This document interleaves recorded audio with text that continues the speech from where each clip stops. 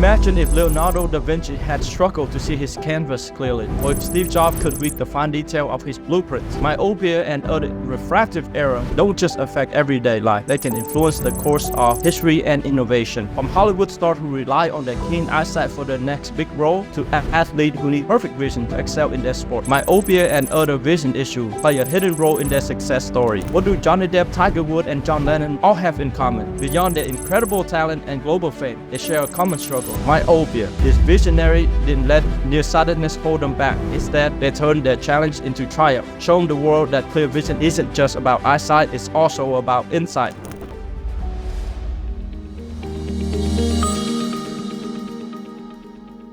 I'm Christina Bear. Welcome to today's Business Minute. Emerging Biotech has fund Evergrowth Healthcare Capital. We invest mainly in young growth biotech companies that have their lead drug in the preclinical stage or early product stage because they have much more growth potential. By investing in companies that are at the forefront of such innovation, we support the cause that will continue to deliver the hope and new drug and new technology that ultimately improve the quality of life for the patient. Within 6 months, we have an over 40% return. So in the coming year, there's a chance of even grow up to multiple year-fold in a very short time.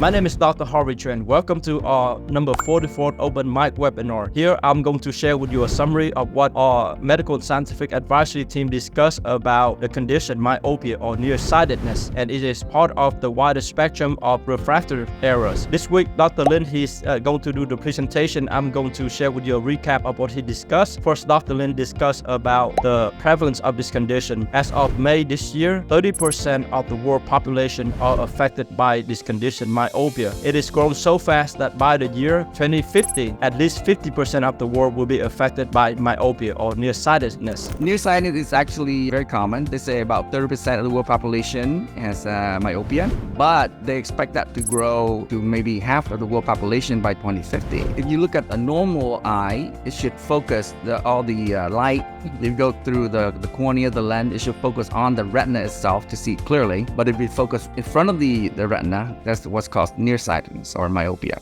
This condition, Dr. Lin first went over its cause, and it is due to a refractive error in which the light of the image is being refracted in front of the retina instead of the back of the retina. And the retina, as you can see, is the back part of the eyes. It sends the visual information to the back area of your brain, which then processes those information into image. So patients who are afflicted by myopia will experience blurry vision. As they try to strain their eyes to see clearer, they would tend to experience headache. So it could be lots. Genetics is a big part of it. Some people are just born with a longer eyeball, or they develop, or the eyeball grow longer than yours, and because of that, then it doesn't focus properly. So focus in front of the retina. Other thing, for example, your cornea can be irregular. So because irregular, then they can't focus in one spot specifically. That's got blurriness. Of course, I mentioned earlier eye strain. Like these days, a lot of computer use. A lot of kids are with iPhone.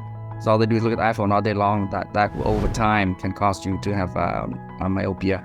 Dr. Lin next discussed about way to diagnose this condition. There are different ways to diagnose myopia, but one of the way that Dr. Lin discussed first with the eyes vision chart or the Snellen chart. Everybody does have seen a Snellen chart, right?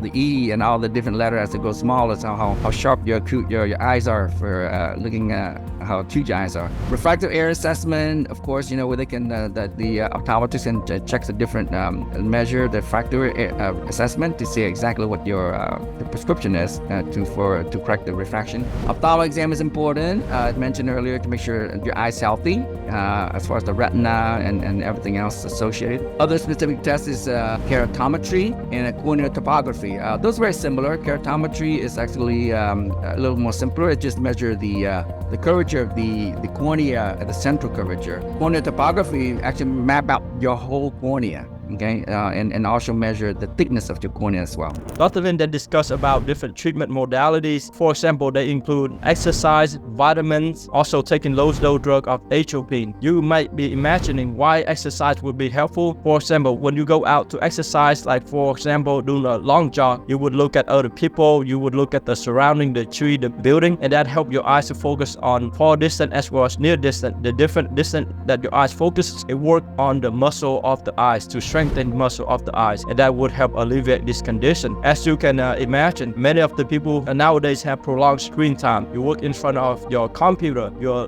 watching this video now as I'm speaking through your phone, through your tablet, to your computer, and that leads to weakness of muscle of the eyes, and then that contribute to this condition, myopia. Certain things that can help with that. We talk about vitamins, and we talk about vitamin with helping eye. Everybody think of vitamin A, right, to help with the eye. But there are other vitamins as well that can also help. For example, vitamin C and vitamin E, they're considered antioxidants, so they help with preventing free radical damage to your eye. Okay, so it'll also be helpful there. Of course, treating is to normally use eyeglasses, also contact lenses is typical. Having a healthy diet is important, of course. We're keeping your eye healthy and also the muscle healthy. All that's important for eye health. Sun exposure, especially going outside, wear sunglasses because all the UV light exposure can cause damage to the eye. Exercise is important. When you talk about exercise, overall exercise, of course, it helps your total body, but specifically your eye, because when you're focused on something too long, then your eye is straining too much. So there's a certain way to exercise your eye by looking at long distance and a short distance to kind of like give your eye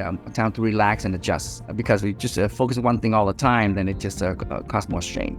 We then discuss about novel treatment. For example, new drugs that are being advanced aside from low-dose atropine, in which Dr. Lin discussed as a drug that slows the progression of myopia. There are other drugs being developed. There are different advancement in surgical technique to correct this condition. We talk about medication. Atropine, as mentioned earlier, a low dose can slow the progression of myopia. And of course, other eye drops to help lubricating the eye, especially people who have LASIK. People with LASIK tend to have a dry eye, so their eye drop that will help with that, often like artificial tears. Other medication we talk about with atropine, but also cyclosporin, they tend to help with dry eye, but it's also been shown to also help the slow progression as well in kids of myopia. Dr. Lin then discussed about potential investment, different companies that are innovating solutions to myopia as well as refractive error. We believe that a prospective good investment would be a young biotech company that is making a drug that can slow down the decline of myopia or even reverse this condition would be a potentially very lucrative investment. But of course, this is obviously an area that has a lot of people have problem with it. So if there are companies, especially if it matches our investment criteria, that has something that can significantly change the trajectory of vision problem, that can be something important that our company need to look at. If you want to capture this lucrative opportunity while investing in innovation that deliver hope to the patient, but you either don't have time or you don't have the expertise, reach out to us, contact us. We'll schedule a call to see if we are the right fit for each other.